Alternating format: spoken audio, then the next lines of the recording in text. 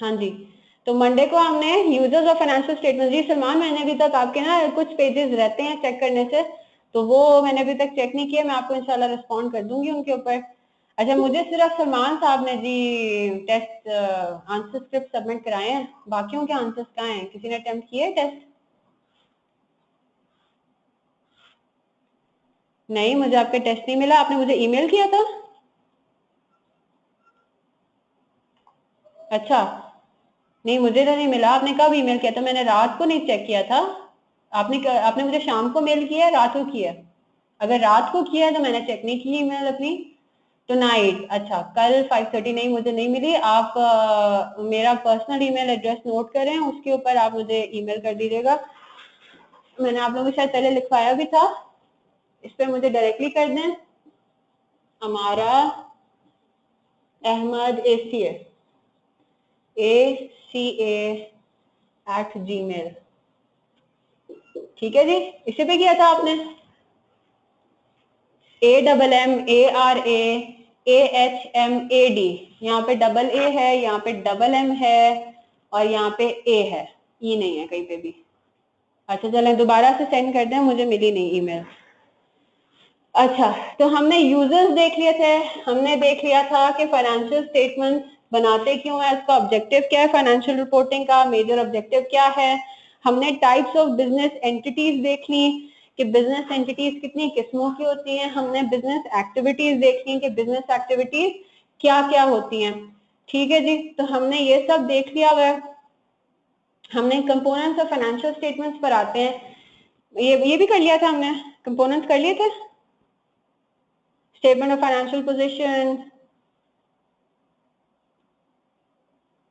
इसको एक दफा फिर देख लेते हैं कि जो हम लोग फाइनेंशियल स्टेटमेंट्स जो बात कर रहे हैं, बेसिकली फाइनेंशियल स्टेटमेंट्स होते क्या हैं? फाइनेंशियल स्टेटमेंट्स हमारी रिपोर्टिंग होती है बेसिकली, कि हमने पूरे साल में जितना भी काम किया, जितने भी बिजनेस ट्रांजैक्शंस, डिटेल्स अभी आपके सिलेबस में हैं भी नहीं बाकी तीनों की, और बाकी जो दो हैं वो हम आगे जाके देखेंगे डिटेल वाला।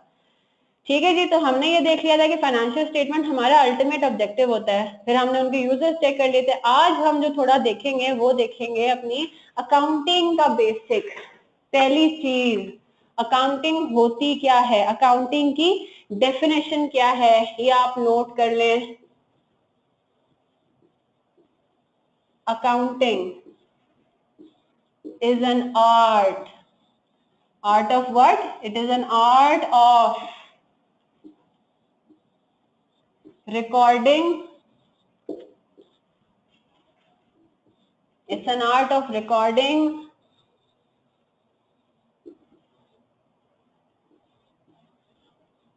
classifying,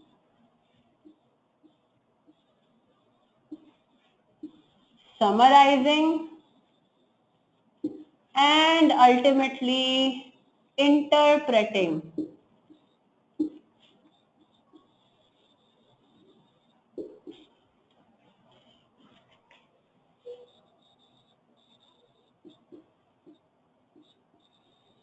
Business transactions and events. आप अगर मुख्तलिफ जगहों से देखेंगे, अकाउंटिंग की डेफिनेशन आपको मुख्तलिफ नजर आएगी, टर्मिनोलॉजीज अलग अलग होंगी, लेकिन उनका अल्टीमेट क्रक्स जो है ना वो यही होगा। क्या है? This is an art of recording. पहले स्टेप रिकॉर्डिंग का है, सेकेंड स्टेप आपका है क्लासिफाइंग का, फिर आप उसको समराइज करते हो in the form of financial statement, और अल्टीमेटली उस रिपोर्ट को आप इस्तेमाल किस चीज में करते हो? इंटरप्रिटेशन में। इंटरप्रिटेशन करते हुए, इंटरप्रेटिंग का मतलब ये कि एनालिसिस कर रहे हैं, उसके ऊपर गौर और फिक्र कर रहे हैं, and on the basis of the interpretation उसके बेसिस पे कंक्लूजन ड्रॉ आउट कर रहे हैं। ठीक है, तो on the basis of the interpretation फिर आप क्या करते हो? डिसीजंस लेते हो। और ये सारी रिकॉर्डिंग से लेके इंटरप्रिटेशन किस चीज की हो रही है? बिजनेस ट्रांजैक्शंस की, और बिजनेस से रिलेटेड जो फाइनेंशियल इवेंट्स हैं उनकी। क्लियर हो गया? तो ये आप याद कर लें, डेफिनेशन अच्छा है, इंटरप्रेटिंग, ठीक है। कोई राइटिंग में मसला तो नहीं आ रहा? समझ आ रहा है ना सारा? ठीक है, तो अब हम इस चीज को देखते हैं। हमने ये तो देख लिया, अकाउंटिंग की डेफिनेशन तो हमने देख ली। अब उसमें एक बड़ी इंपॉर्टेंट टर्मिनोलॉजी है बिजनेस ट्रांजैक्शन। बिजनेस ट्रांजैक्शन क्या होती है, उसको देख लेते हैं। Business transaction is any interaction between who? Business and any other party. जैसे फॉर एग्जाम्पल, मैं अगर किसी कस्टमर को गुड्स सेल करती हूँ, मेरा फर्नीचर का कारोबार है, मैं फर्नीचर सेल करती हूँ, मेरा बिजनेस फर्नीचर सेल करता है, इंटरैक्शन आ गया between the business and the customer, है ना? अब लेट्स से मैं बिजनेस की ओनर हूँ, मैं क्या हूँ? बिजनेस की ओनर हूँ। मैं अगर बिजनेस में पैसा लगाती हूँ तो ये भी क्या है? बिजनेस ट्रांजैक्शन है। क्यों? क्योंकि हमने बिजनेस एंटिटी में क्या पढ़ा था? बिजनेस एंटिटी कॉन्सेप्ट में हमने ये पढ़ा था कि ओनर इज सेपरेट और बिजनेस इज सेपरेट। तो बिजनेस आ जाए और उसके साथ ट्रांजैक्शन हो रही हो विद एनी अदर पार्टी, जिसमें ओनर शामिल है, जिसमें गवर्नमेंट शामिल है, जिसमें कस्टमर्स शामिल है, गवर्नमेंट भी है इसमें, इसमें कस्टमर्स भी हैं, इसमें सप्लायर्स भी हैं, कस्टमर्स हैं, सप्लायर्स हैं, एम्प्लॉइज हैं, ठीक है, वापडा हो गया, ये सारे क्या हैं? ये सारी हमारी बिजनेस ट्रांजैक्शंस है। सप्लायर्स हो गए और क्या हो गए? एम्प्लॉइज। तो अगर हम इसकी डेफिनेशन देखें तो हमारी बिजनेस ट्रांजैक्शन की डेफिनेशन क्या होती है, वो यहाँ पे आपकी लिखी हुई है।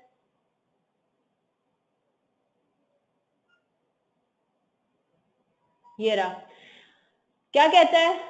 A business transaction is an interaction between a business and customer, supplier or any other party with whom they do business.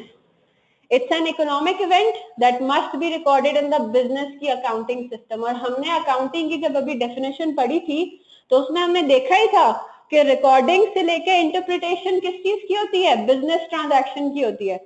तो अगर कोई ऐसा event है जो कि बिजनेस ट्रांजैक्शन या बिजनेस इवेंट नहीं है तो उसका क्या मतलब है? उसकी हमने अकाउंटिंग भी नहीं करनी। जैसे फॉर एग्जांपल, मैं आपको एक एग्जांपल ये दे रही हूँ, मैंने शायद पहले भी इस तरह से बात की थी और ये हमने शायद किया भी था कि अगर मैं एक फर्नीचर के सप्लायर के पास जाती हूँ और मैं उनको ये बोलती हूँ कि मुझे 2 टेबल्स चाहिए, मैं ओनर हूँ, मैं अपने पर्सनल बैंक अकाउंट से 2 टेबल्स खरीद रही हूँ। एक मैं खरीद रही हूँ किसके लिए?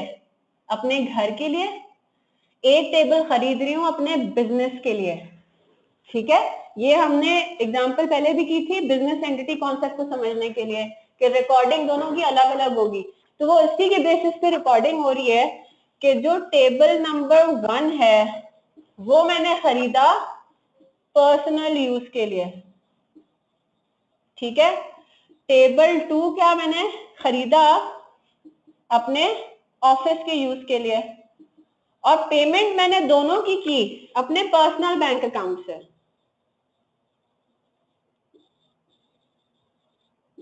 ठीक है, अब क्या होता है? ये पर्सनल बैंक अकाउंट को इस्तेमाल किया पर्सनल टेबल खरीदने के लिए। क्या यहाँ पे कहीं पे बिजनेस के साथ इंटरेक्शन आ रहा है?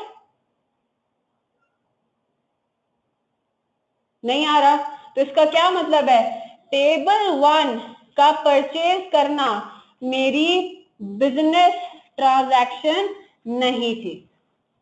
ठीक है, अब आता है दूसरा वाला, मैंने अपने पर्सनल अकाउंट को यूज किया, पर्सनल बैंक अकाउंट को यूज किया बिजनेस के लिए एक टेबल खरीदने के लिए।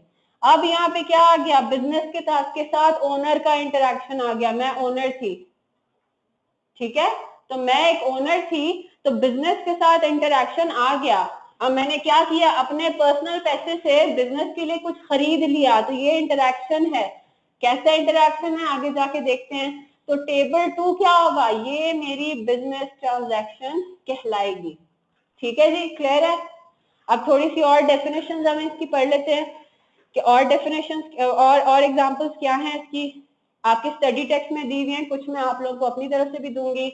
कैश सेल्स ऑफ गुड्स और सर्विसेज, कि हम जो गुड्स या सर्विसेज हैं हम उसको सेल करें किसके बदले, कैश के बदले।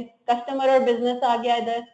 दूसरी क्रेडिट सेल्स ऑफ गुड्स और सर्विसेज, क्रेडिट पे सेल करना क्या मतलब है, उधार पे सेल करना। ठीक है, कि आप कस्टमर आपके पास आया और उसने आपको कहा मेरे पास कैश अवेलेबल नहीं है तो मुझे गुड्स दे दो, इसकी पेमेंट मैं बाद में कर दूंगा। तो ये क्या हुआ, उधार पे सेल करना हो गया, और इसको क्या कहते हैं, क्रेडिट सेल। इसमें भी कस्टमर इन्वॉल्व है। क्यों इन्वॉल्व है, क्योंकि आपने उसको दे तो दिए ना, माल तो दे दिया, उसको सप्लाई तो कर दिया आपने कहा ठीक है कोई बात नहीं, पैसे मुझे बाद में दे देना। तो एक लेग ऑफ ट्रांजैक्शन तो हो गई ना, तो ये भी हमारी बिजनेस ट्रांजैक्शन कहलाएगी। फिर आगे देखें कि जिस कस्टमर को हमने उधार पे बेचा था उसने हमें क्या पैसे दे दिए, ये भी क्या है, ट्रांजैक्शन है। ये कस्टमर और बिजनेस के दरमियान ये भी हो गया, ये भी बिजनेस ट्रांजैक्शन है। आगे पूरी आप लिस्ट पढ़े, ये सारी आपकी क्या कहलाती है, सारी की सारी आपकी ये बिजनेस ट्रांजैक्शन कहलाती हैं। अब गौर से सुनिएगा, एक दो एग्जांपल्स मैं दे रही हूं, आपने मुझे बताना है कि क्या ये बिजनेस ट्रांजैक्शन है या नहीं। ठीक है, मेरे पास मुझे एक मशीनरी परचेज करनी है, ठीक है, अपने ऑफिस के लिए। मेरा एक फर्नीचर की मैन्युफैक्चरर रूम है। अब मैन्युफैक्चरिंग करती हूँ तो इसका क्या मतलब है, मेरे पास बड़ी बड़ी मशीनरीज मौजूद होंगी। ठीक है, एक्सेस होंगे जिन काटने के लिए, लकड़ी को पेंट करने के लिए भी मशीनरीज हो सकती हैं। तो अब मुझे क्या करना है, मुझे एक मशीनरी परचेज करनी है। अब मैंने क्या किया, मैंने पता कराया कि एक सप्लायर है उस मशीनरी का। मैंने कहा ठीक है।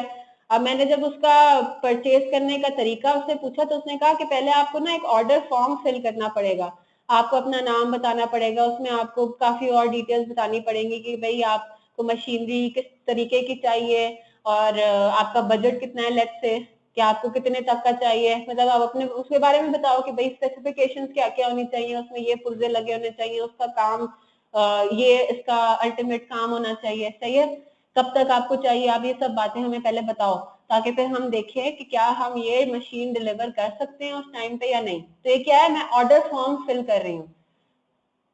क्या ऑर्डर फॉर्म का फिल करना बिजनेस ट्रांजैक्शन है या नहीं? ऑर्डर प्लेस करना, कि मैंने ऑर्डर फॉर्म सबमिट भी करा दिया, क्या ये बिजनेस ट्रांजैक्शन है या नहीं?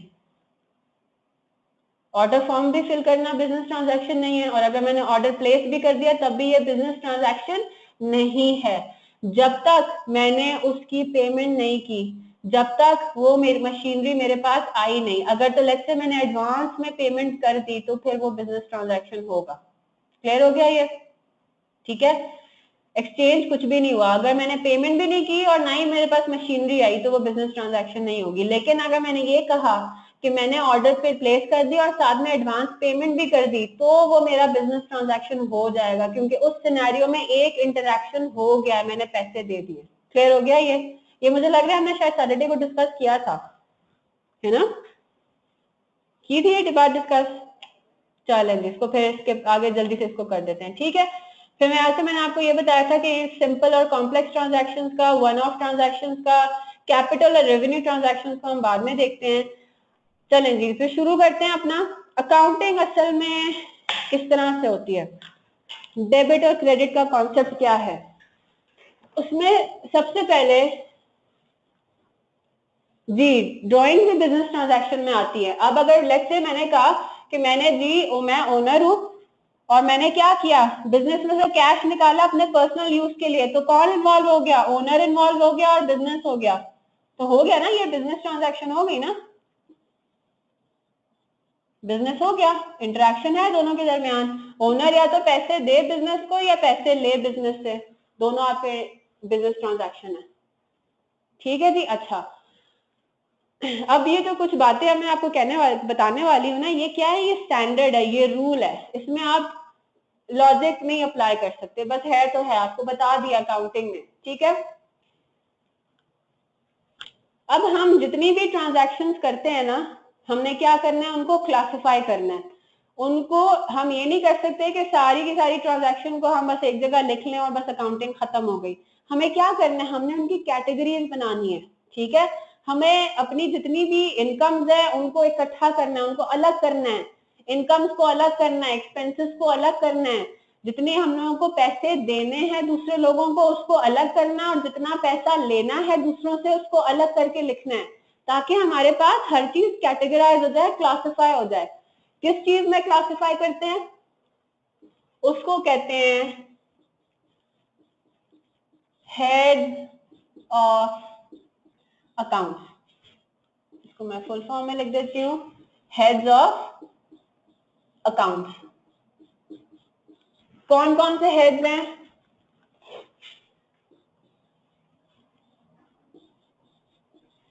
एक है आपका एसेट्स, एक है आपका एक्सपेंसेस का, एक है आपका ड्राइंग्स का, ठीक है, बिल्कुल बिल्कुल ठीक है सलान। फिर आपका आता है लाइबिलिटी, एक है आपका लाइबिलिटी या लाइबिलिटीज का,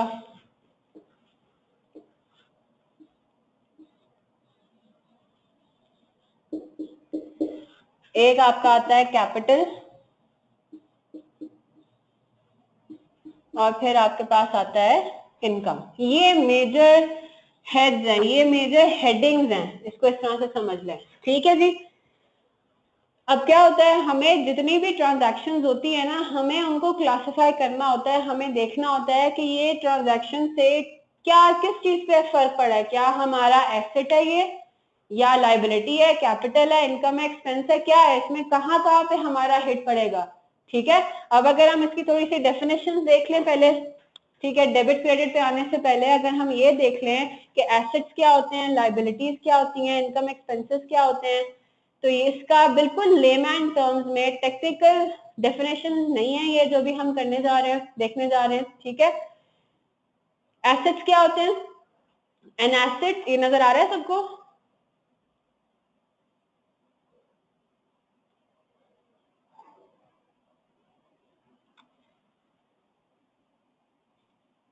तो यहाँ पे खोल लेती हूँ, ठीक है जी। तो एसेट क्या होता है, समझने के लिए आपने इसको यहाँ से देखना है, टेक्निकल इसकी सही वाली डेफिनेशन अगर आईकैप के क्वेश्चन में आ जाता है तो किस तरह कहाँ से लिखेंगे वो हम आगे जाके देखेंगे उसकी प्रॉपर डेफिनेशन, ठीक है। तो एसेट वो क्या है, एसेट के बारे में कहता है it is something that an entity owns, a resource that it controls, और something that is owed. Owe करना, ओ करने का क्या मतलब है, मैंने लेट्स से सलमान से पैसे उधार पे लिए हैं, तो मैं क्या कहूंगी, मैं कहूंगी कि आई ओ सलमान 100 रुपीज, कि मैं ओ करती हूँ सलमान को। सलमान ने अगर मेरे से, बिल्कुल अगर सलमान ने मेरे से पैसे लिए हुए, मुझे उसने पैसे देने हैं, तो मैं क्या कहूंगी, सलमान ओज मी समथिंग। तो इसमें टू और फ्रॉम का बड़ा फर्क पड़ता है। अगर मैं ये लिखती हूँ कि somebody owes something to someone, तो टू के बाद जिसका नाम आ रहा है ना, तो इसका क्या मतलब है कि उसको पैसे रिसीव करने हैं पहले वाले बंदे से।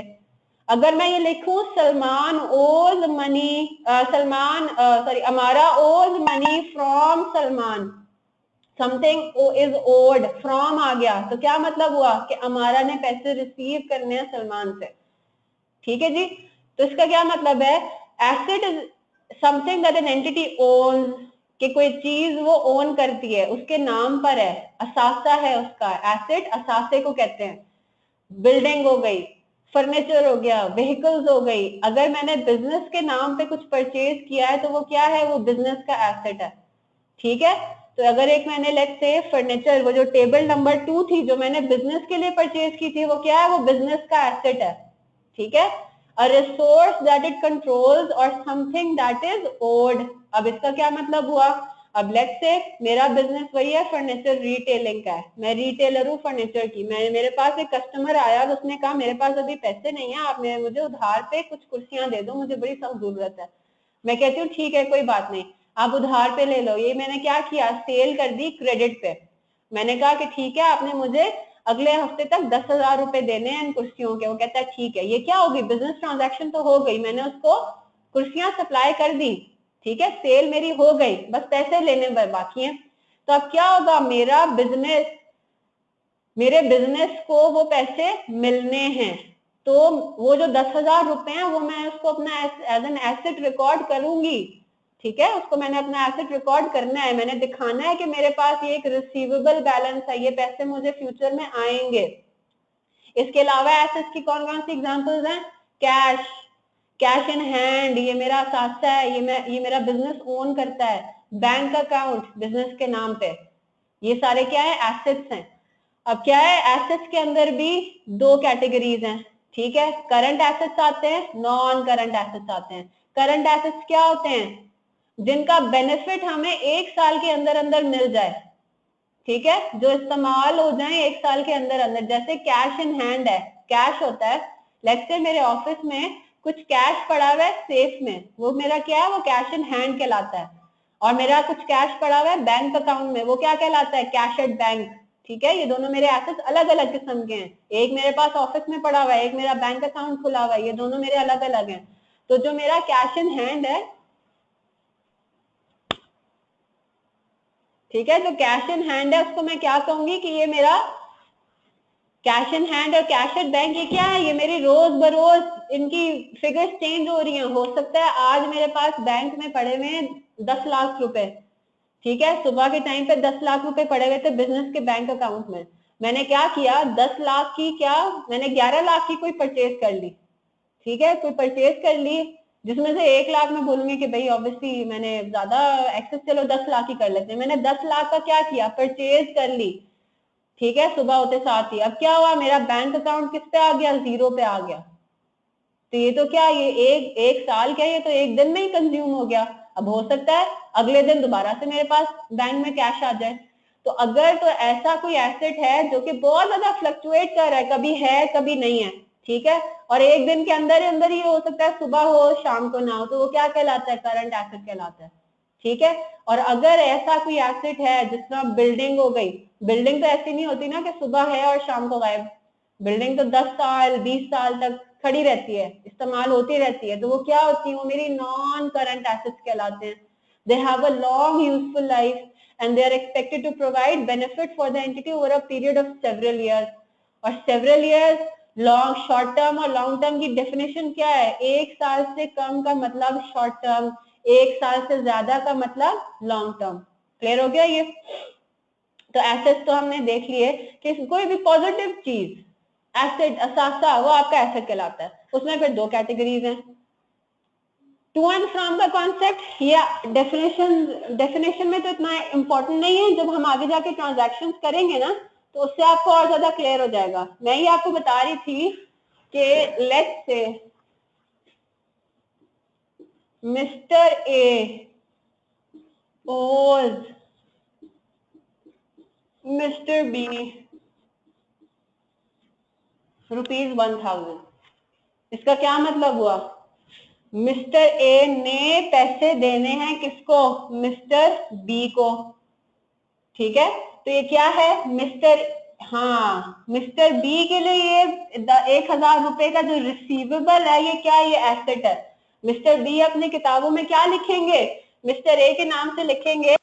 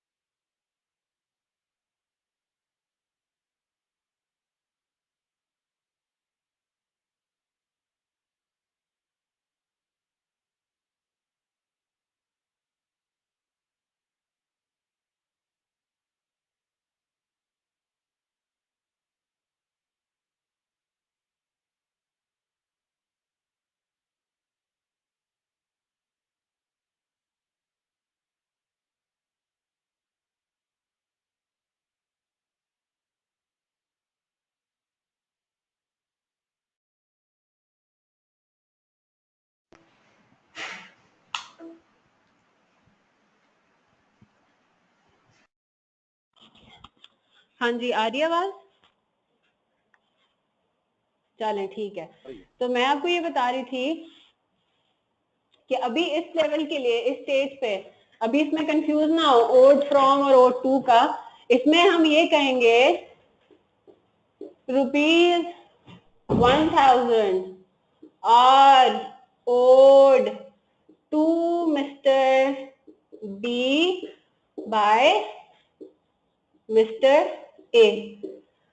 तो टू के बाद जिसका नाम होगा उसके लिए क्या है, एक एसेट है, एक असासा है, ठीक है, कि मिस्टर बी को ओ करता है मिस्टर ए कितना, ₹1000 के फ्यूचर में मिस्टर बी के पास क्या आएगा, कैश आएगा, है ना। ये तो पॉजिटिव चीज है बहुत ज्यादा। तो ये क्या कहलाएगा, ये एसेट कहलाएगा। इसको हम क्या कहते हैं, रिसीवेबल बोलते हैं। तो मिस्टर बी के बुक्स में वो एक इस तरह से एक पॉजिटिव सी चीज लिख देगा कि भाई हमने, मुझे जो है वो 1000 रुपए मिलेंगे, मिस्टर ए ओज मी ₹1000, वो ये कह देगा। इस लेवल पे बस इतना ही समझना काफी है। आगे देखते हैं।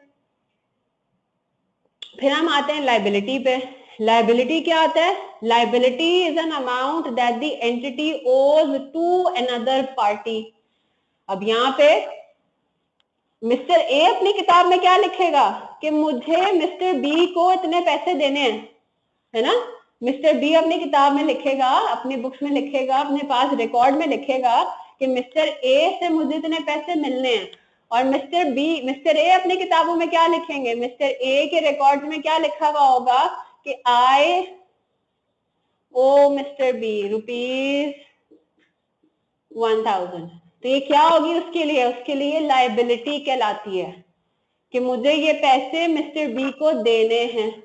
ये क्या कहलाती है, लाइबिलिटी कहलाती है। इसकी definition, liability is an amount that the entity ओज टू अनदर पार्टी, ठीक है। और लाइबिलिटीज के केस में भी यही होता है कि दो किस्मों की लाइबिलिटीज होती हैं।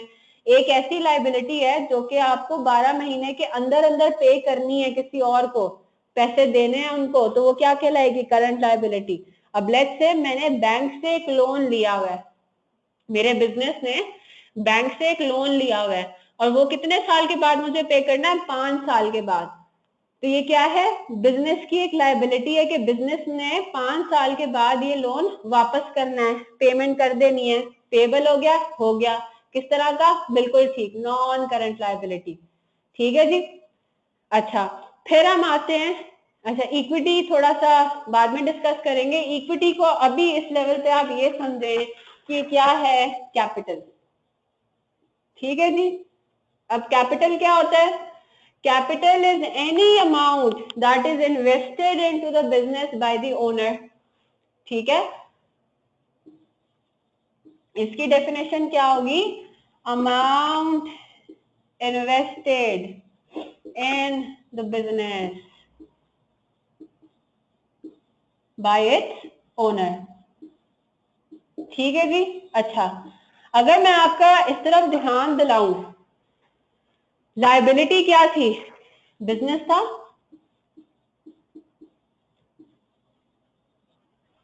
उसको किसी ने, लेट्स से बैंक ने पैसे दिए हुए, बैंक ने उसको पैसे दिए हुए जो कि बिजनेस ने रीपे करने हैं बैंक को after a particular period of time. क्या मतलब है कि बिजनेस के पास कैश रिसीव हुआ, लोन लिया मैंने बिजनेस के नाम पे, तो मैंने क्या किया, 1,00,000 रुपए लिए और दूसरी साइड पे मैंने क्या रिकॉर्ड कर दिया, मैंने अपने पास ये लिख दिया कि मेरे पास कैश आया है। और वो किस तरह से आया है, मैंने लोन लिया था। अच्छा, बैंक के अलावा भी लोन ले सकती हूँ मैं, लाइबिलिटी ले सकती हूँ, जैसे फॉर एग्जांपल मैंने किसी अपनी फ्रेंड से लोन ले लिया। मैं बताती हूँ difference between capital and asset क्या होता है, बिल्कुल मैं बताती हूँ। तो मैंने क्या किया, या तो मैं बैंक से लोन ले रही हूँ या मैं अपनी किसी फ्रेंड या रिलेटिव से लोन ले रही हूँ, तो वो क्या है, बैंक या कोई और थर्ड पार्टी, फ्रेंड या रिलेटिव। अगर ये मैं लोन ले रही हूँ, बिजनेस लोन ले रहा है, बिजनेस पैसे ले रहा है बैंक से या फ्रेंड या रिलेटिव से, तो वो क्या कहलाता है, वो लाइबिलिटी कहलाती है। अच्छा, अगर लेट्स से मैं ये बोलती हूँ कि मैं ओनर हूं, मैंने भी बिजनेस के अंदर को पैसे दिए, ठीक है, मैंने भी बिजनेस को पैसे दिए हैं, वो क्या कहलाता है, वो कैपिटल कहलाता है। तो असल में अगर देखा जाए तो वो भी तो लोन ही है, बिजनेस को दिया हुआ है मैंने, है ना। मैंने क्या किया था, 1 लाख रुपए जो मेरे पास सेविंग्स पड़ी हुई थी, मैंने उससे बिजनेस शुरू किया। इन अदर वर्ड मैं ये कह सकती हूँ कि मैंने बिजनेस को लोन दिया 1 लाख रुपए का कि चलो जी बिजनेस स्टार्ट करते हैं, इस पैसे को आप बिजनेस यूटिलाइज करें। हम बिजनेस एंटिटी कॉन्सेप्ट में क्या करते हैं, इस तरह से समझते हैं कि बिजनेस एक अलग पर्सन है ना, एंटिटी अलग है, ये ओनर एक अलग है। तो मैंने इस तरह से इसको अपने दिमाग में याद रखने के लिए सोचे कि जिस तरह मैं ओनर हूं, मैंने एक दूसरे बंदे को लोन दिया और दूसरा बंदा क्या है, बिजनेस है, मैंने उसको 1 लाख रुपए दिए कि चलो जी अब इससे तुम खरीदो, साथ से खरीदो। हाँ बिल्कुल, लेकिन देखो क्या है, loan from the owner is called capital. पैसा मिले अगर बिजनेस को ओनर से तो वो कहलाता है कैपिटल। और अगर वही उसी तरह का पैसा किसी दूसरी पार्टी से मिले, बैंक से मिले या रिलेटिव या फ्रेंड से मिले, भले वो काम ऑब्वियसली बिजनेस के कामों के लिए दोनों किस्मों का पैसा बिजनेस में ही लगेगा, लेकिन जिससे मिल रहा है ना उसके ऊपर गौर करें। Capital is any amount that is invested in the business by its owner. Owner ने पैसा दिया, वो कैपिटल कहला दिया, कैपिटल कहलाएगा। किसी दूसरी पार्टी ने पैसा दिया, वो लायबिलिटी कहलाएगी। क्लियर हो गया। दोनों तरीकों से जो हमें पैसे मिलेंगे, वो दोनों पैसे हम लोग इस्तेमाल करेंगे बिजनेस के कामों के लिए, वो तो दोनों कामों वही इस्तेमाल होगा। हमने ये देखना है कि पार्टी कौन थी। ओनर के साथ जो भी इंटरेक्शन हो रहा है, ओनर ने जो भी पैसा दिया वो कैपिटल, किसी और पार्टी ने कैपिटल दिया, वो पैसा दिया, वो लायबिलिटी। क्लियर हो गया, सही है। अच्छा, फिर हमें क्या देखना है, हमने एसेट देख लिया, हमने लाइबिलिटीज देख ली, हमने कैपिटल देख लिया। फिर आते हैं एक्सपेंसेस के ऊपर। एक्सपेंसेस है डे टू डे रनिंग के लिए आप जो खर्चे कर रहे होते हो, अखराजात जो कर रहे होते हैं, जैसे फॉर एग्जांपल आपका टेलीफोन एक्सपेंस, बिजली, ठीक है। एक्सपेंसेस के अंदर एग्जांपल में क्या हम लिख सकते हैं, एक्सपेंसेस में हम बोलेंगे जिसमें टेलीफोन चार्जेस हो गए, ठीक है, आपकी इलेक्ट्रिसिटी हो गई, पानी, वाटर, ठीक है, so on and so fourth. Electricity हो गया, गैस हो गया, वाटर हो गया, ठीक है। ये सारी चीजें आपकी क्या है, ये एक्सपेंसेस हैं, ये डे टू डे रनिंग के लिए आपका काम वो इस्तेमाल हो रहा है, चीजें जो इस्तेमाल हो रही हैं। सबसे आखिरी पे आ गया, हाँ जी, टैक्स, ये थोड़ा एडवांस पे आ जाता है, टैक्स भी आपका एक्सपेंस है।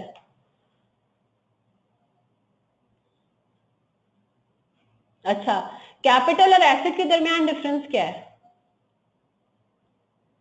देखो कैपिटल क्या है, सैलरी, बिल्कुल ये भी आपका एक्सपेंस है।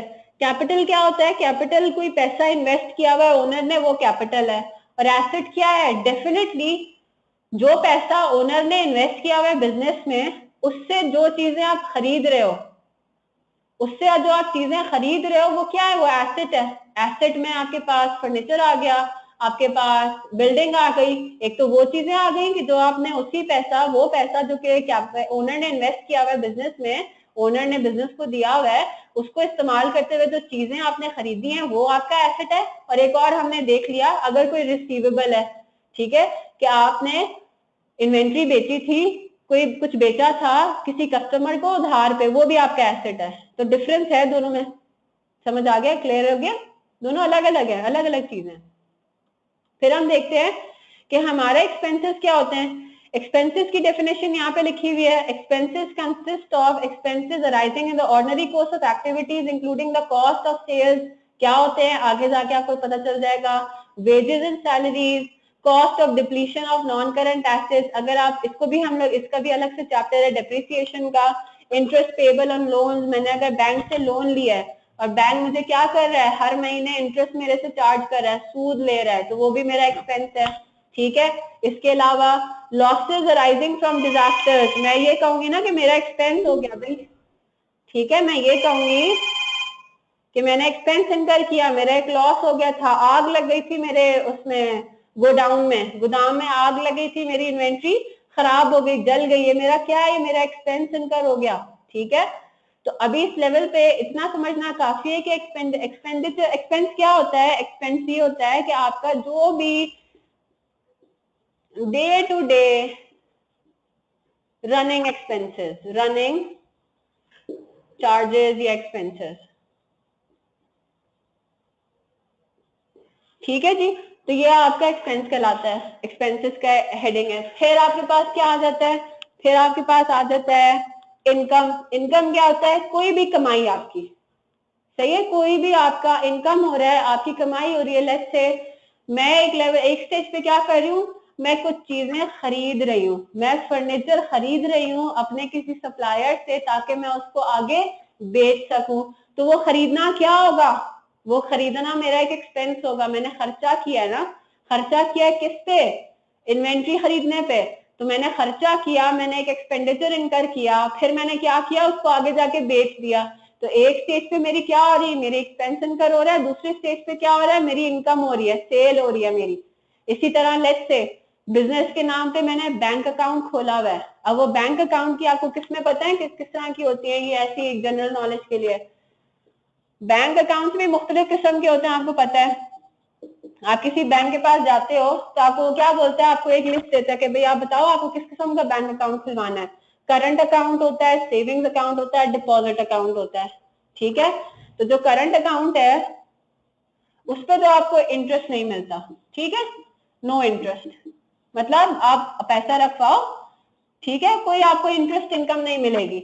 लेकिन जो डिपॉजिट या सेविंग्स अकाउंट होते हैं वो होते ही इसीलिए हैं कि लेट्स से मेरे पास 1 लाख रुपए पड़े हुए थे, अब वो बिल्कुल फारिग है, मेरा मुझे कोई इस्तेमाल, मुझे कोई चीज खरीदनी नहीं है उनसे, तो मैं क्या करूंगी, मैं उसको ना डिपॉजिट अकाउंट में रखवा दूंगी, बोलूंगी चलो अच्छा है, इसके ऊपर मुझे प्रॉफिट ही मिलता रहे।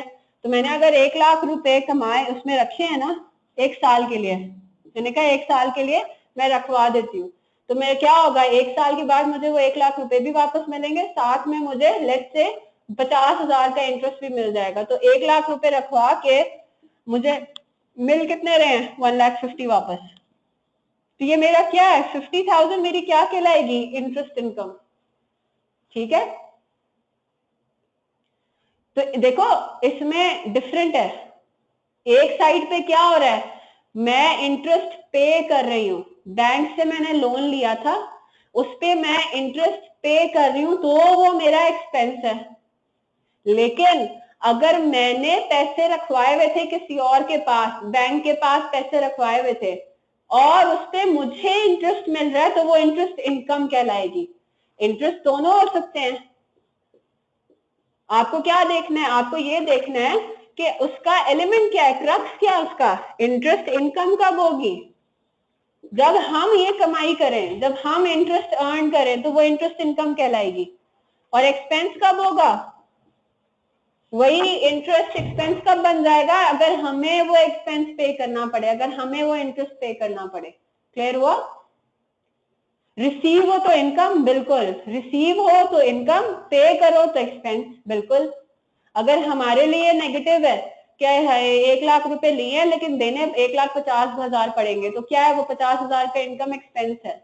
लेकिन अगर हमारे लिए पॉजिटिव सिनेरियो है कि हमने दिया था 1 लाख रुपए, वापस हमें मिलेंगे 1,50,000 रुपए, तो उस केस में वो 50,000 रुपए क्या बन जाएगा, हमारा इनकम बन जाएगा, कि हमने ये ओवर एंड अबव एक अमाउंट कमाई।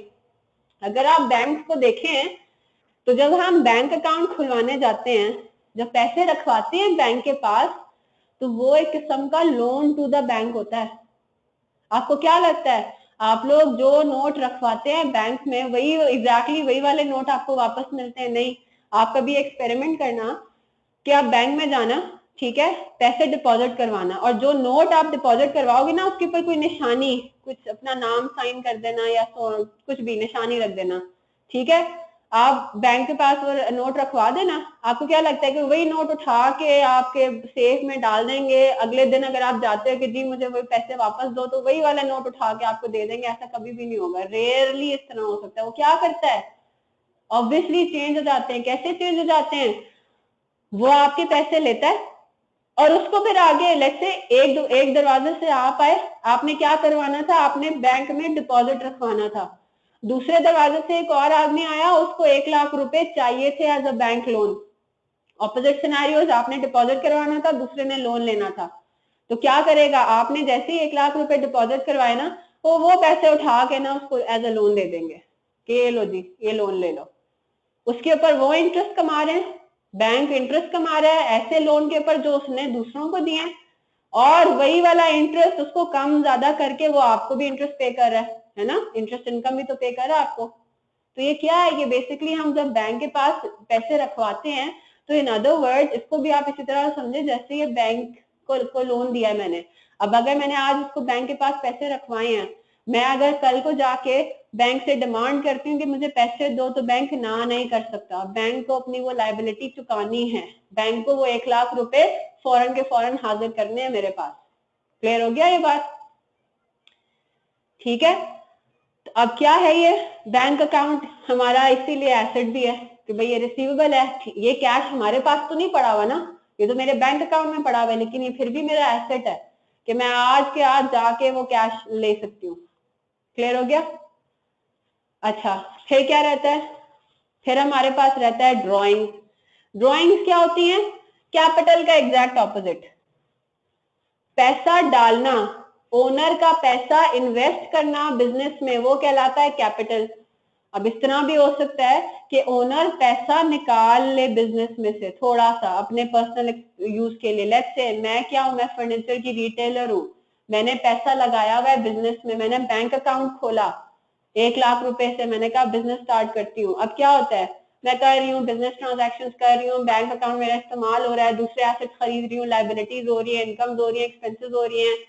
मेरा पर्सनल बैंक अकाउंट अलग, बिजनेस का बैंक अकाउंट अलग। अब लेट्स से मुझे अपने पर्सनल इस्तेमाल के लिए कुछ पैसों की जरूरत पड़ जाती है, मेरा पर्सनल बैंक अकाउंट में पैसे ही नहीं है, तो मैं ये काम कर सकती हूँ, मैं बोलती हूँ चलो ठीक है, मेरे पर कोई रिस्ट्रिक्शन थोड़ी है, मैं क्या करूँ, मैं बिजनेस के बैंक अकाउंट में से लेट्स से मुझे 50,000 रुपए की जरूरत पड़ी, मैंने 50,000 रुपए बिजनेस के बैंक अकाउंट से निकाले अपने इस्तेमाल के लिए, वो क्या कहलाएगा, वो ड्रॉइंग्स कहलाएंगी। उसकी भी रिकॉर्डिंग करनी है, उसको इस तरह से करना है कि भाई अगर आप पैसा कुछ डालते हो बिजनेस में लगाते हो, उसकी रिकॉर्डिंग हो रही है, तो अगर बिजनेस में से आप पैसा निकाल रहे हो उसकी भी तो रिकॉर्डिंग होनी चाहिए, और वो रिकॉर्डिंग कौन से हेडिंग के अंदर होती है, ड्राइंग्स के हेडिंग में।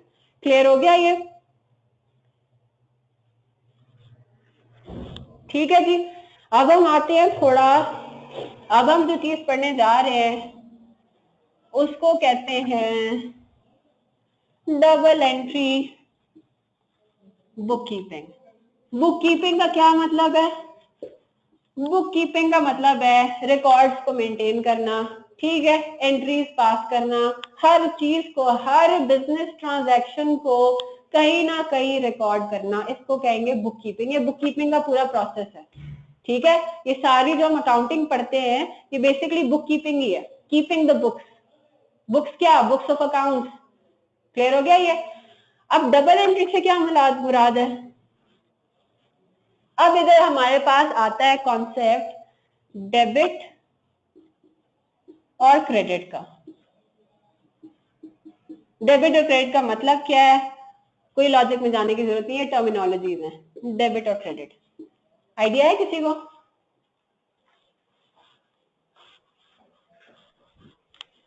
अच्छा है, सबको आइडिया है डेबिट और क्रेडिट का? अगर सबको है ओके कर दें ताकि फिर मैं जल्दी से इसको, हाँ जी, नहीं आइडिया, चले कोई बात नहीं, कर लेते हैं इसको। अच्छा, डेबिट और क्रेडिट क्या होता है? सबसे पहले तो ये डबल एंट्री समझ लें। डबल एंट्री का क्या मतलब है कि लेट्स से, इतना तो आपको समझ में आ गया कि मैंने एक बिजनेस ट्रांजैक्शन मैंने की, मैंने आपको ये बोला कि मैंने बिजनेस स्टार्ट किया, ठीक है, मैंने लेट्स से आपको ये बोल दिया स्टार्टेड बिजनेस, किससे? With rupees 3 lakh in the bank account. इसका क्या मतलब हुआ इन द बैंक?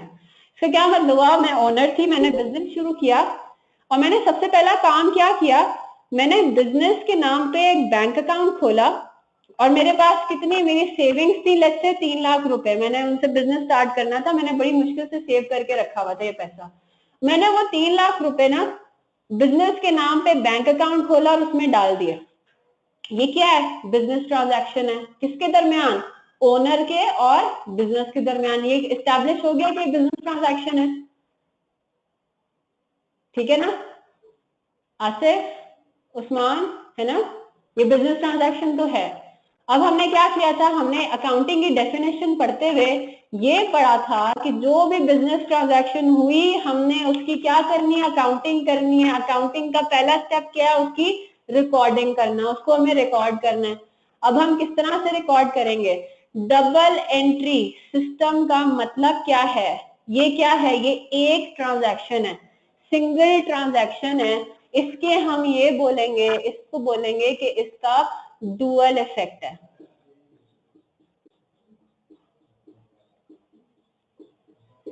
दो इफेक्ट होंगे इसके, इसको इस तरह से समझें कि एक ट्रांजैक्शन का दो जगह पे हिट आएगा, दो जगह पे इफेक्ट आएगा, पड़ेगा। कौन सी दो जगहों पे? इन हेड्स ऑफ अकाउंट्स में, इन हेड्स ऑफ अकाउंट्स में दो जगह पे हिट पड़ेगा। अच्छा, अब आप एक चीज देखें, एक डेबिट और एक, बिल्कुल बिल्कुल ठीक। अब डेबिट और क्रेडिट अभी इस टर्म्स में नहीं बात करते, ठीक है? अच्छा, मैंने आपको क्या बोला था कि ये क्या है? इंटरैक्शन है between owner and the business. अब इसमें एक चीज तो बिल्कुल सामने सामने नजर आ रही है, वो क्या है कि भाई कैपिटल इंट्रोड्यूस हो रहा है ना? कैपिटल, हमने डेफिनेशन इसकी क्या पढ़ी थी? Any amount invested by the owner and the business. तो ये क्या है? अमाउंट इन्वेस्ट हो रहा है। तो ये मुझे समझ में आ गया कि एक हेड ऑफ अकाउंट तो इसमें कैपिटल है। ये चीज समझ आ जाती है? ठीक है उस्मान, जो पहली दफा पढ़ रहे हैं, ठीक है, क्लियर है? अच्छा, दूसरी जगह पे क्या मैंने क्या बोला? मैंने यहाँ पे ये बोला था कि मैंने क्या खोला है?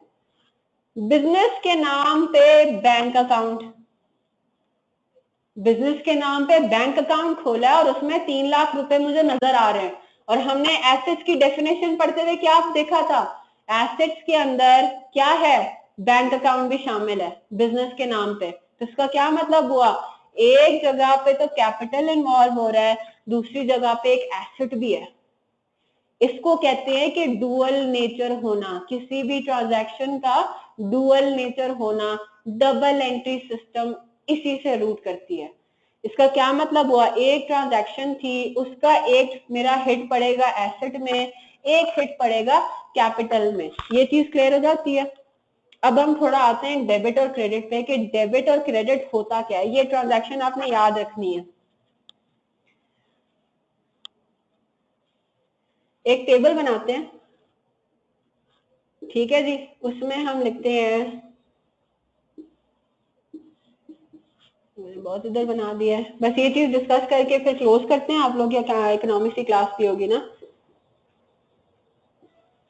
हेड्स ऑफ अकाउंट हमने कितने हेड्स पढ़े हैं? कैपिटल और एसेट पहले कर लेते हैं, ठीक है? अच्छा, कैपिटल, अब ये ट्रांजैक्शन क्या थी कि मैंने कैपिटल इंट्रोड्यूस किया, कितने का? 3 लाख रुपए का। कैसे? बैंक अकाउंट खोल के। तो मेरा एसेट भी इन्वॉल्व है, कैपिटल भी इन्वॉल्व है। मेरा बिजनेस अभी ही शुरू हुआ है। मेरा कैपिटल पहले कितना था? इस ट्रांजैक्शन से पहले कैपिटल भी 0 था। बिजनेस के नाम पे अगर मैंने बैंक अकाउंट खुलवा भी लिया था, पैसे उसमें नहीं डाले हुए थे, कितना बैलेंस आ रहा था? 0। इसका क्या मतलब हुआ? ये ट्रांजैक्शन करने के बाद मेरा कैपिटल क्या हुआ है? इंक्रीज हुआ है। 0 से कितना हो गया? 3 लाख रुपए हो गया कैपिटल इन्वेस्टेड। तो जब कैपिटल के हेड ऑफ अकाउंट में कोई इंक्रीज आता है तो हम उसको क्या बोलते हैं कि ये क्रेडिट हो रहा है। कैपिटल के अकाउंट में, कैपिटल के हेड में इंक्रीज आता है तो उसको हम क्या कहते हैं? क्रेडिट। बात क्लियर है? अच्छा, अब दूसरी साइड पे क्या हुआ? दूसरी साइड पे हमारा एक एसेट भी खुला। बैंक अकाउंट हमारा पहले 0 था बिजनेस के नाम पे। अब जब मैंने उसमें पैसे डाले तो कितने हो गए? 3 लाख हो गया। तो एसेट भी मेरा क्या कर रहा है? इंक्रीज कर रहा है।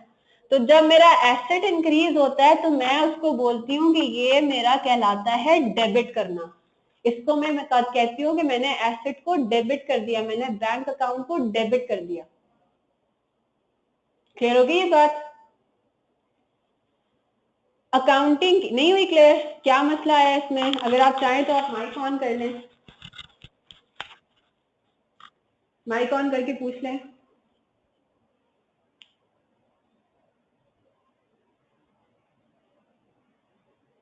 रिपीट कर दूं? अच्छा, ट्रांजैक्शन याद है आपको?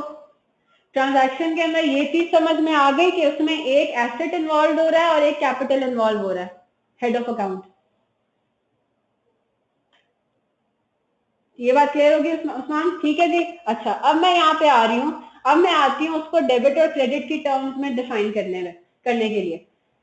अच्छा, मेरा अभी बिजनेस शुरू ही हुआ है, मेरी पहली ट्रांजैक्शन यही हुई है। इसका क्या मतलब है कि इस ट्रांजैक्शन से पहले मैंने क्या कुछ बिजनेस में इन्वेस्ट किया हुआ था एज एन ओनर? नहीं ना, नहीं था ना। तो मेरा कैपिटल कितना था? 0 था। ये ट्रांजैक्शन की तो मैं ये कहूंगी कि मैंने इस बिजनेस के अंदर कैपिटल इन्वेस्ट किया और अभी वो कितने से 0 से कितने पे आ गया? 3 लाख के ऊपर आ गया। मैं ये कहूंगी कि मैंने बिजनेस में कैपिटल डाला। तो अब अगर मैं हेड ऑफ अकाउंट में देखती हूँ, कैपिटल की हेडिंग के नीचे मुझे 3 लाख की फिगर नजर आएगी। तो वो क्या मतलब हुआ इसका कि मेरा कैपिटल इंक्रीज हुआ है कितने से? 0 से इंक्रीज हुआ है कितने पे? 3 लाख पे।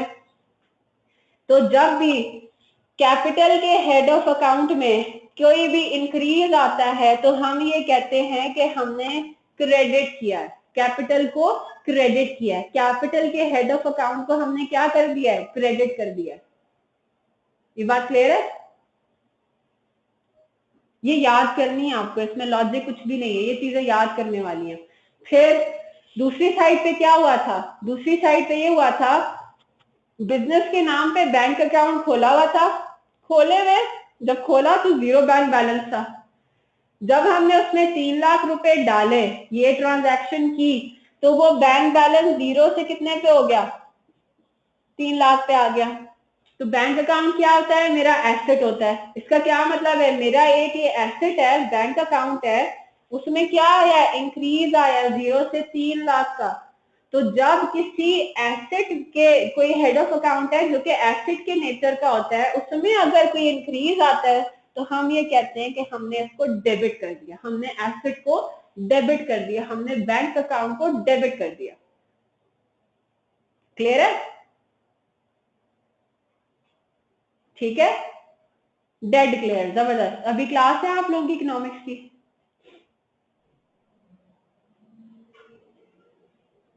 चले ठीक है। तो डेबिट और क्रेडिट में टेंशन ना लें, आप कल जो है हम इंशाल्लाह पूरा चार्ट इसका पढ़ लेंगे कि कैपिटल एसेट के अलावा लायबिलिटी, इनकम, एक्सपेंसेस, अभी सिर्फ हमने इंक्रीजेस देखे हैं, डिक्रीज भी आ सकता है। तो डिक्रीज जब आएगा तो फिर क्या करेंगे वो फिर हम कल देख लेंगे उसको। ठीक है जी, तो इतना काफी है अभी तक के लिए। जिनको आता है वो थोड़ा अच्छा रिवाइज करके आ जाए, स्टडी टेक्स्ट से थोड़ा पढ़ लें इस चीज को, ठीक है, ताकि हमें ज्यादा टाइम ना लगे। चलें जी, इंशाल्लाह कल मिलते हैं। सो फार कोई और क्वेरी, कोई प्रॉब्लम? और जिन्होंने मुझे टेस्ट पेपर्स ईमेल, अपने आंसर स्क्रिप्ट ईमेल करने थे, वो काइंडली मुझे जरा दोबारा कर दें। बेटा मैं आपको इंशाल्लाह डे एंड टुडे तक उसके ऊपर रिस्पॉन्ड कर दूंगी, ठीक है? चलें जी, जितना मैंने देखा था उसमें आपका ठीक था सारा। यूजर्स का मैंने थोड़ा सा देखा था, दैट वाज करेक्ट। हाँ, व्हाट्सएप पे कर दें आप, बिल्कुल व्हाट्सएप पे कर दें, ठीक है? चलें, कोई मसला, कोई problem, query so far?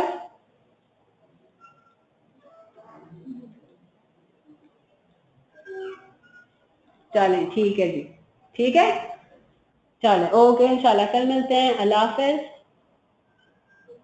All is well, जबरदस्त।